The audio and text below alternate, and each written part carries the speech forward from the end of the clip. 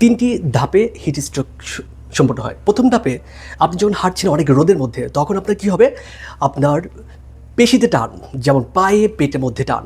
এই টানটা শুরু হলে এটা হলো যে প্রাথমিক লক্ষণ, আপনি সতর্ক হয়ে যাবেন। সেকেন্ড স্টেপটাকে বলা হয় হিট এক্সজশন। এটাতে কী হয়, আপনার সেন্স ঠিক থাকবে, কিন্তু আপনার মাথা ঘুরবে, বমি ভাব লাগবে, আপনি খুব ক্লান্ত অনুভব করবেন এবং শরীরে প্রচণ্ড তাপমাত্রা বৃদ্ধি পাবে, আর আপনার শরীরে ঘামতে থাকবে। এইটাকে আমরা হিট এক্সজশন বলি। এইটা হলো হিট স্ট্রোকের ঠিক আগ মুহূর্ত। এই সময় আপনি যদি সতর্ক হন তাহলে সম্পূর্ণভাবে হিট স্ট্রোক থেকে রক্ষা পাওয়া সম্ভব।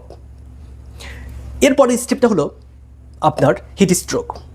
যদি শরীরের তাপমাত্রাটা 40 ডিগ্রি সেন্টিগ্রেডের বেশি হয়ে যায়, এই সময় কি হয়, আপনার শরীরটা প্রচণ্ড গরম হবে, কিন্তু আপনার শরীর ঘাম থাকবে না, শুকনো থাকবে, এবং আপনার মাথা ঝিনঝিন করবে, আপনি বমি ভাব লাগবে তো, এবং আপনি পাশাপাশি সেন্সলেস হয়ে যাবেন, আবল তাবল কথা বলবেন, কনফিউশন ডেভেলপ করবে, এবং আপনি অজ্ঞানও হয়ে যেতে পারেন। হিট স্ট্রোকটা আপনার কাদের বেশি হয়, রিস্ক ফ্যাক্টর কারা? যারা শিশু, 5 বছরের ছোট শিশুরা আছে, তারা হিট স্ট্রোকের সবচেয়ে বেশি ঝুঁকিপূর্ণ। এরপরে যারা আপনার 65 বছরের বেশি বয়স্ক, তারাও হিট স্ট্রোকে খুব বেশি ঝুঁকিপূর্ণ। এরপরে যাদের বিভিন্ন রোগ আছে, যেমন ডায়াবেটিস, হাই প্রেশার, হাঁপানি, তারপর যারা বিভিন্ন ওষুধ খাচ্ছেন, যেমন মানসিক রোগের ওষুধ খাচ্ছেন, তারপরে যারা ঘুমের ওষুধ খান, যারা আপনার ডায়াবেটিক্স বলি আমরা, যেমন শরীরে পানি আসছে তার জন্য যে ওষুধগুলো খাচ্ছেন, এবার অ্যান্টিহিস্টামিন ওষুধগুলো খেলেও এই রোগের ঝুঁকিটা খুব বেশি হয়। এবার আসুন যে আপনি হিট স্ট্রোকে কী করবেন। প্রথমত, যদি আপনি হিট স্ট্রোকের আগ মুহূর্ত থাকে, হিট এক্সজশন, তাহলে আপনি নিজেই বুঝতে পারবেন যে আপনি একটু পরে হিট স্ট্রোকের দিকে যাচ্ছেন।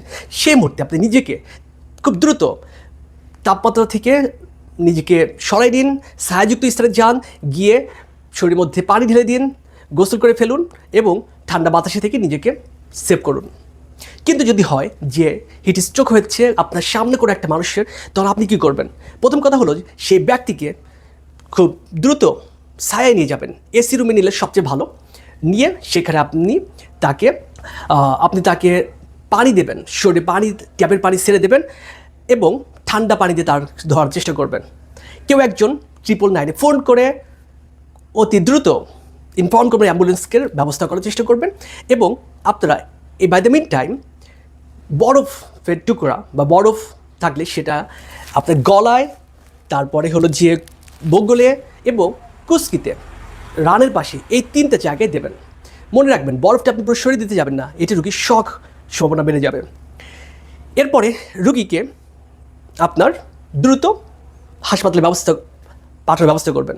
তবে মনে রাখবেন যে আপনি কোনো হিট স্ট্রোকের রুগী দেখলেই, অজ্ঞান হয়ে রুগী দেখলেই প্রথমেই তাকে হাসপাতালে পাঠাবেন না, কারণ হাসপাতালে যেতে যেতে রুগীর এই হিট স্ট্রোকের ফলে ব্রেনের পার্মানেন্ট ড্যামেজ হয়ে যাবে। সেহেতু আমরা এই একটা কন্ডিশন আমরা আপনাকে বলবো যে আগে প্রাথমিক ম্যানেজ করেন, তাকে ঠান্ডা করার চেষ্টা করেন, তারপরে তাকে আপনারা হাসপাতালে পাঠানোর চেষ্টা করেন, পাঠিয়ে দেন। এবার আসুন যে হিট স্ট্রোক থেকে বেঁচে থাকার জন্য আমাদের এখন কী করতে হবে। প্রথম কথা হলো যে বর্তমানে বাংলাদেশ খুব রোদের, খুব বেশি তাপমাত্রার হতে যাচ্ছে।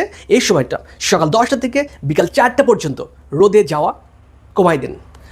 বিশেষ করে যারা ভারী খুব পরিশ্রমের কাজ করেন, রিক্সাওয়ালা ভাইদেরকে বলবো, বা যারা কৃষক ভাইদেরকে বলবো, আপনারা আপনাদের কাজগুলো আরও সকাল থেকে শুরু করে 10টার মধ্যেই কমপ্লিট করে ফেলেন এবং বিকালে কাজ শুরু করেন। মাঝখানে যে কঠিন রোদের সময়, এই সময় কাজ করবেন না। 2 নম্বর, আপনারা বেশি বেশি পানি পান করুন। পিপাসা না লাগলেও প্রতি ঘন্টায় ঘন্টায় পানি পান করার চেষ্টা করুন, খুব বেশি পানি পান করুন। 3 নম্বর, যারা আপনার শিশুরা আছে, শিশুদের ক্ষেত্রে খুব সতর্ক থাকুন, শিশুদেরকে এই সময় বাইরে পাঠাবেন না। গ্রামে যারা টিনের ঘরে থাকেন, তারা আসলে খুব বেশি রিস্ক ফ্যাক্টরে থাকেন, রিস্ক জোনে আছেন। আপনার দুপুরে যদি টিনের ঘরে তাপমাত্রা বেশি থাকে, তাহলে আপনার সন্তানকে সেই টিনের ঘরে ঘুমায় রাখবেন না। আপনি তাকে ছায়াযুক্ত স্থানে, বাইরে প্রয়োজনে উঠানে বা বাগানে শোয়া রাখেন, তবুও এই টিনের ঘরে শোয়াবেন না, কারণ টিনের ঘর প্রচণ্ড উত্তপ্ত হয়ে হিট স্ট্রোকের ঝুঁকি বেড়ে যাবে। এরপরে আপনার বিশেষ করে বলবো, যারা কারে আছেন, কারে কখনো আপনার বাচ্চাকে রেখে 10 মিনিটের জন্য হলেও বা 5 মিনিটের জন্য হলেও বাচ্চাকে রেখে বাইরে কোনো কাজ করতে যাবেন না, কারণ এই সময়ে বাচ্চা 10 মিনিটের মধ্যে দেখা গেছে হিট স্ট্রোক করতে পারে। আবার আমি এখন খেয়াল করলাম রিসেন্টলি যে স্লিপার বাস যেগুলো আছে, স্লিপার বাসগুলো যখন বিরতিতে থামে, এই সময় তারা বাসটা লক করে এবং এসি বন্ধ করে দেয়। এই সময় আপনার বাচ্চা যদি ঘুমায় থাকে তাকে এসি বন্ধ বাচ্চা রেখে বাইরে আপনি বেরোতে যাবেন না, কারণ এই যে আধা ঘন্টার সময় বাস থেমে থাকে এই সময়ে বাচ্চার হিট স্ট্রোক